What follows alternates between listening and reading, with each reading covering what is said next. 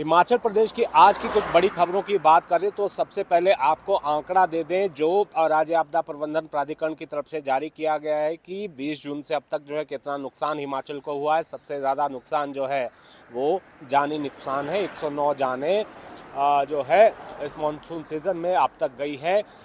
तो आपको जानकारी दें कि जो रिपोर्ट जारी की जाती है हर रोज़, उसके अनुसार जो है नुकसान कितना हिमाचल को हुआ है ये बता दें कि 35 लोग अभी भी लापता हैं और 199 लोग इस दौरान घायल हुए हैं। 20 जून से अब तक ये रिपोर्ट है और 376 घर पूरी तरह से क्षतिग्रस्त हुए हैं। 708 घरों को नुकसान पहुंचा है। इसके अलावा 894 पशुशालाएं और 248 दुकानें जो है जमींदोज हुई हैं और इसके अलावा 1228 मवेशियों की भी मौत यहाँ पर हुई है और 21,500 पोल्ट्री बर्ड्स मारे जाने की रिपोर्ट जारी की गई है। इसके साथ ही जो आज सड़कों की जो स्थिति है, कई स्थानों पर जो है बिजली पानी और सड़क सुविधा से बहुत सारे लोग महरूम हैं। तो ये जानकारी दी गई है कि अब तक पूरे हिमाचल में भारी बारिश के चलते 226 सड़कें बंद पड़ी हुई हैं। एक एनएच भी बंद बताया गया है जिसको खोलने का काम जो है जारी है। जल्द ही जो चंडीगढ़ मनाली नेशनल हाईवे है जो मंडी ज़िला में पंडोह के पास बंद पड़ा हुआ है उसे जल्द खोल दिया जाएगा। ये जानकारी जो है दी गई है। इसके अलावा जो अलग अलग स्थानों पर 52 ट्रांसफार्मर्स जो हैं वो ठप पड़े हुए हैं जो विद्युत आपूर्ति करते हैं और इसके अलावा जो जल आपूर्ति की जो परियोजना है पिछले कल से आज में जो है काफ़ी सुधार हुआ है और 137 परियोजनाएं ही ऐसी हैं जो अभी प्रभावित हैं और उनको भी दुरुस्त करने का कार्य चल रहा है। इसके अलावा जल शक्ति विभाग और लोक निर्माण विभाग को 883 करोड़ का नुकसान हुआ है।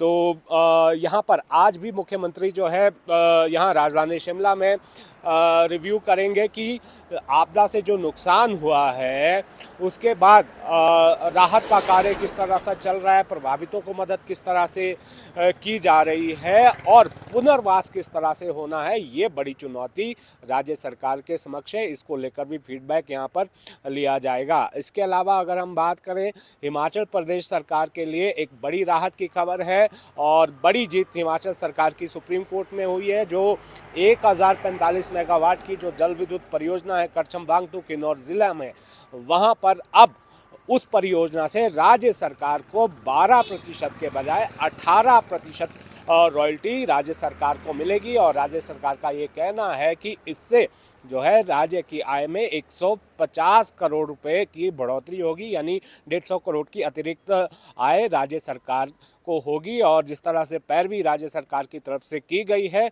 सुप्रीम कोर्ट में और राज्य सरकार को उम्मीद है कि जो हाइड्रो पावर प्रोजेक्ट्स 12 साल की अवधि पूरी कर चुके हैं वहां से भी अब ये जो फैसला है ये एक मील का पत्थर साबित होगा कि अन्य जो परियोजनाएं हैं वहां से भी मदद जो है और अतिरिक्त आय के रूप में राज्य सरकार को होगी और जो रॉयल्टी का पैमाना है वो एक सा हिमाचल में किया जाएगा। तो ये जो है बड़ी खबर राज्य सरकार के लिए है। इसके अलावा अगर हम बात करें जो राहत और बचाव कार्य जिस तरह से चल रहा है, प्रभावितों को मदद को लेकर सवाल भी यहाँ पर उठाए जा रहे हैं। नेता प्रतिपक्ष जयराम ठाकुर जो मंडी में ही अपने गृह क्षेत्र में है, उन्होंने ये कहा है राज्य सरकार को कि राज्य सरकार देरी ना करे, आपदा के लिए जो पैकेज जारी किया जाना है वो जल्दी करे सरकार। जबकि मुख्यमंत्री ये कह रहे हैं कि कैबिनेट की बैठक में इसका फैसला लिया जाएगा। मुख्यमंत्री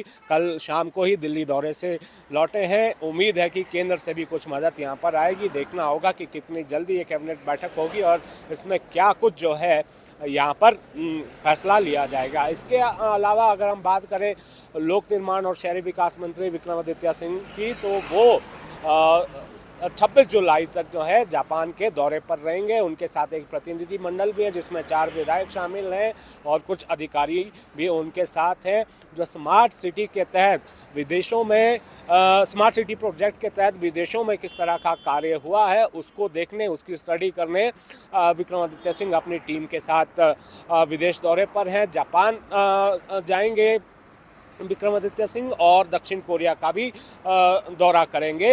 ये जानकारी निकल कर आई है और वहाँ किस तरह का मॉडल है और उसी तर्ज पर स्मार्ट सिटी हिमाचल में बनाई जाएगी, ऐसा जो है कहा जा रहा है। तो देखना होगा कि क्या कुछ सीखकर जो है मंत्री की जो मंत्री अपने दल बल के साथ गए हैं, क्या कुछ वहाँ से हासिल होता है। जो शहरी निकाय के कुछ विधायक भी उनके साथ है। इसके साथ ही अगर हम बात करें एनएचआई की, तो एनएचआई के खिलाफ जो है लोगों में गुस्सा लगातार बढ़ता जा रहा है। एक मुहिम जो कैबिनेट मंत्री अनुराग सिंह ने शुरू की है और दूसरा हमने देखा कि किस तरह से पिछले कल यहाँ पर एनएचआई के कार्यालय के बाहर यहाँ पर जो कुछ वामपंथी संगठनों ने प्रदर्शन भी किया है।